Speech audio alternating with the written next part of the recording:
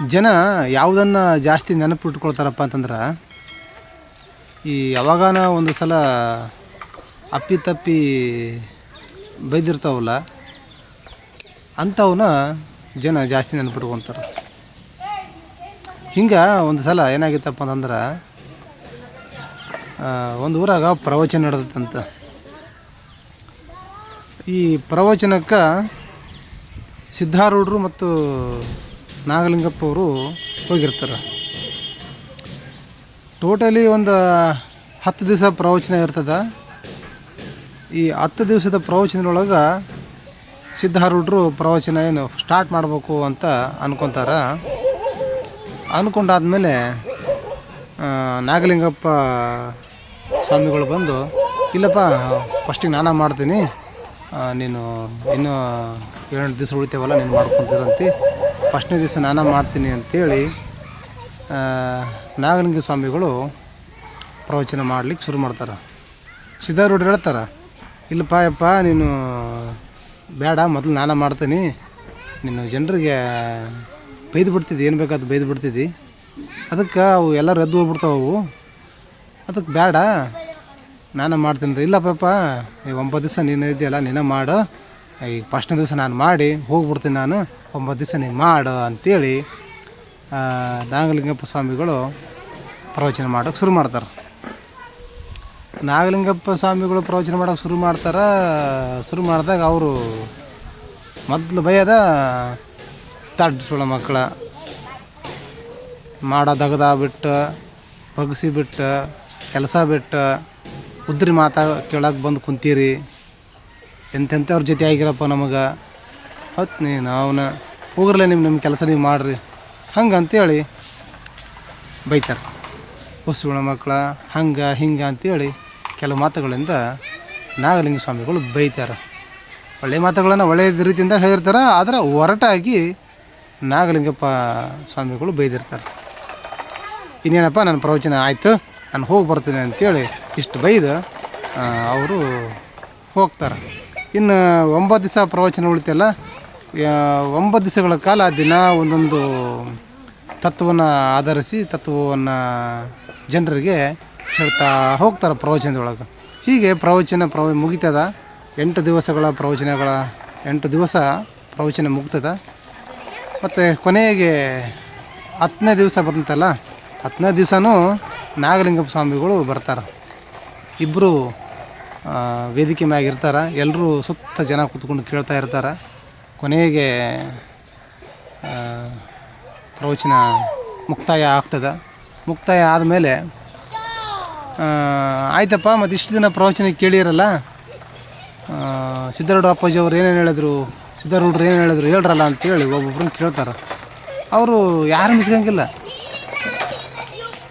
ಏನು ಸಿದ್ಧಾರೂಢರು ಪ್ರವಚನ ಕೇಳಿರ್ತಾರಲ್ಲ, ಅಷ್ಟು ದಿನ ಕೂತ್ಕೊಂಡು 8 ದಿವಸ ಕೂತ್ಕೊಂಡು 9 ದಿವಸ ಕೂತ್ಕೊಂಡು ಒಬ್ಬರು ಹೇಳಂಗಿಲ್ಲ, ಏನು ಅರ್ಥ ಆಗೈತಿ, ಏನಂತ ಹೇಳಿದ್ರು ಅಂತ ಕೇಳ್ತಾರೆ. ನಾಗಲಿಂಗಪ್ಪ ಅವರು ಸಿದ್ಧಾರೂಢರು ಕೇಳ್ತಾರೆ, ಏನು ಹೇಳಂಗಿಲ್ಲ.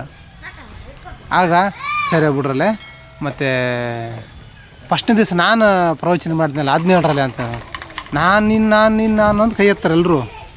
ಯಪ್ಪ ನೀನು ಸೋಳ ಮಕ್ಕಳ ಡಾಣೆ ಮಕ್ಕಳು ಅಂತ ಬೈದ್ರಿ, ಉದ್ರಿ ಸೋಳ ಮಕ್ಕಳು ಅಂತ ಬೈದ್ರಿ, ಉದ್ರಿ ಮಾತು ಕೇಳಕ್ಕೆ ಬಂದು ಕುಂತೀರ ಅಂತ ಬೈದ್ರಪ್ಪ ಅನ್ನೋದು. ಸಿದ್ಧಾರೂಢರಿಗೆ ಮಕ್ಕ ನೋಡಿ ಇಬ್ಬರು ಮಕ್ಕ ನೋಡ್ಕೊಂತಾರೆ. ಸಿದ್ಧಾರೂಢರು ನಾಗಲಿಂಗಪ್ಪ ಸ್ವಾಮಿಗಳು ಮಕ್ಕ ನೋಡ್ಕೊಂತಾರೆ. ಯಪ್ಪ ಇವ್ರಿಗೆ ಬೇಕಾಗಿರೋದು ಅದು. ಇವರಿಗೆ 8 ದಿವಸ ನೀ ಏನು ಪ್ರವಚನ ಮಾಡಿಲ್ಲ, 8-9 ದಿವಸ ಪ್ರವಚನ ಮಾಡಿಯಲ್ಲ, ಆ ಪ್ರವಚನಗಳ್ದಾಗ ನೀ ಏನು ಹೇಳಿ, ಶರಣ ತತ್ವ ಹೇಳಿದಿ, ಪ್ರೇಮ ತತ್ವ ಹೇಳಿದಿ, ದಾಸೋಹ ತತ್ವ ಹೇಳಿದಿ, ಎಲ್ಲ ತತ್ವಗಳನ್ನು ಹೇಳಿದಿ. ಆ ತತ್ವ ಯಾವುದು ಬೇಕಾಗಿಲ್ಲ ಅವ್ರಿಗೆ ಬೇಕಾಗಿದ್ದು ನಾನು ಏನು ಬೈದಿನ ಅದನ್ನಷ್ಟೇ ನೆನಪಿಟ್ಕೊತಾರೆ ಅವರು. ಕೆಟ್ಟದ್ದನ್ನೇನು ಬೈದಿನಲ್ಲ, ಉದ್ರಿ ಸೋಣ ಮಕ್ಕಳು ಅಂತ ಬೈದೀನಿ, ಮಾಡೋಕ್ಕಾಗದಿಲ್ಲದ ಬಂದು ಕುಂತಿರಲಿ ಅಂತ ಬೈದೀನಿ, ಅದನ್ನಷ್ಟು ದಾಸ ಇಟ್ಕೊತಾರೆ. ಆದ್ರೆ ನೀ ಈ 9 ದಿವಸ ಏನು ಪ್ರವಚನ ಮಾಡಿಯಲ್ಲ, ಅದು ನೀವು ದಾಸ ಇಟ್ಕೊಂಡಿಲ್ಲ ನೋಡಪ್ಪ ಅಂತೇಳಿ ಸಿದ್ಧಾರೂಢರಿಗೆ ನಾಗಲಿಂಗಪ್ಪ ಸ್ವಾಮಿಗಳು ಹೇಳ್ತಾರೆ. ಆಗ ಸಿದ್ಧಾರೂಢರು ಹಣೆ ಬಿಡ್ಕೊಂಡು, ಆಯ್ತರಪ್ಪ ಇಲ್ಲಿಗೆ ಪ್ರವಚನ ಮುಕ್ತಾಯ ಆಯಿತು ಅಂತೇಳಿ ಎಲ್ರಿಗೂ ಮಂಗಳ ಹಾಡಿ ಅಲ್ಲಿ ಪ್ರವಚನ ಮುಗ್ತಾರೆ. ಇದರ ಅರ್ಥ ಏನಪ್ಪ ಅಂತಂದ್ರೆ, ಜನ ಈ ಸಮಾಜ ಈ ಇವರ ಮನುಷ್ಯರು, ನಾವೇನು ಮನುಷ್ಯರು ಇದೀವಲ್ಲ, ಯಾವುದು ಸಣ್ಣ ಪುಟ್ಟ ತಪ್ಪುಗಳನ್ನು ನಾವು ನೆನಪಿಟ್ಕೊತೀವೋ ಹೊರತು, ಸಣ್ಣ ಪುಟ್ಟ ಬೈಗಳನ್ನು ನಾವು ನೆನಪಿಟ್ಕೊತೀವಿ ಹೊರತು, ಅವರು ತಮ್ಮ ಜೀವನ ಪರ್ಯಂತ ಜನರಿಗಾಗಿ ಸೇವೆ ಮಾಡುತ್ತಾ ತಮ್ಮ ಬದುಕನ್ನು ಸವಿಸ್ತಾ ಇರ್ತಾರಲ್ಲ, ಅಂತಹವರ ಬದುಕನ್ನು, ಅಂಥವರ ಸಾಧನೆಯನ್ನು, ಅಂಥವರ ನಮಗೆ ಉಪಕಾರ ಮಾಡಿರ್ತಾರಲ್ಲ, ಆ ಉಪಕಾರವನ್ನು ನಾವು ಯಾವತ್ತೂ ನೆನಪು ಅವ್ರ ಕಡೆಯಿಂದ ಯಾವುದಾದೊಂದು ಸೂಜಿ ಮನೆಯಷ್ಟು ತಪ್ಪಾದರೂ ಕೂಡ ಅದನ್ನು ದೊಡ್ಡದಾಗಿ ನಾವು ನೋಡ್ತಾ ಹೋಗ್ತೀವಿ, ಅದನ್ನೇ ಮಾತಾಡ್ತಾ ಹೋಗ್ತೀವಿ. ಅದಕ್ಕೆ ಮನುಷ್ಯ ಅಂದಮೇಲೆ ಕೆಲವೊಂದು ಸಲ ಏನಾಗ್ತವೆ, ಸಹಜವಾಗಿ ಕೆಲವೊಂದು ಸಣ್ಣ ಪುಟ್ಟಗಳು ತಪ್ಪುಗಳು ಆಗ್ತಾ ಇರ್ತವೆ. ಅಂತಹ ಸಂದರ್ಭದಾಗ ಅವರ ಮಾಡಿರ್ತಕ್ಕಂತಹ ಉಪಕಾರವನ್ನು, ಜೀವನ ಪರ್ಯಂತ ಮಾಡಿರ್ತಕ್ಕಂಥ ಉಪಕಾರವನ್ನು ನೆನೆಯಬೇಕೇ ವಿನಃ ಯಾವುದೋ ಒಂದು ಗಳಿಗೆಯಲ್ಲಿ, ಯಾವುದೋ ಒಂದು ಸಮಯದಲ್ಲಿ, ಯಾವುದೋ ಒಂದು ಮಾತನ್ನು ಬೈದರು ಅಂತೇಳಿ ನಾವು ಅವರನ್ನೇ ದೂರುವುದು, ಅವರನ್ನು ದ್ವೇಷ ಮಾಡುವುದು ಇದೆಯಲ್ಲ, ಅದಕ್ಕಿಂತ ದೊಡ್ಡ ಪಾಪ ಜಗತ್ತಿನಲ್ಲಿ ಯಾವುದಿಲ್ಲ. ಅದಕ್ಕಾಗಿ ಒಬ್ಬ ಮನುಷ್ಯನ ಜೀವನ ಪದ್ಧತಿ, ಅವನ ಬದುಕು, ಅವನು ಮಾಡಿರ್ತಕ್ಕಂತಹ ಸಾಧನೆ, ಅವನು ಮಾಡಿರ್ತಕ್ಕಂತಹ ಸಮಾಜ ಕಲ್ಯಾಣ ಕಾಯಕಗಳು, ಕೆಲಸಗಳು, ಅವನನ್ನು ನಾವು ನೆನಪಿಟ್ಕೊಳ್ಬೇಕು ವಿನಃ ಈಗ ಎಷ್ಟೋ ದಾರ್ಶನಿಕರ ಜೀವನವನ್ನು, ಅವರ ಬದುಕನ್ನು ನೋಡ್ತೇವೆ. ಯಾವುದೋ ದಾರ್ಶನಿಕರು ಯಾವುದೋ ಸಣ್ಣ ಒಂದು ಸೂಜಿ ಮನೆಯಷ್ಟು ತಪ್ಪನ್ನು ಹುಡುಕ್ತಾ ಹೋಗ್ತೇವೆ ಹೊರತು, ಅವರು ತಮ್ಮ ಇಡೀ ಜೀವನದುದ್ದಕ್ಕೂ ಹೇಳಿರ್ತಕ್ಕಂತಹ ದರ್ಶನಗಳನ್ನು ನಾವು ನೋಡ್ತಾ ಹೋಗಲ್ಲ, ಅವುಗಳನ್ನು ಗಮನಿಸ್ತಾ ಹೋಗಲ್ಲ, ಅವುಗಳನ್ನು ಫಾಲೋ ಮಾಡ್ತಾ ಹೋಗಲ್ಲ.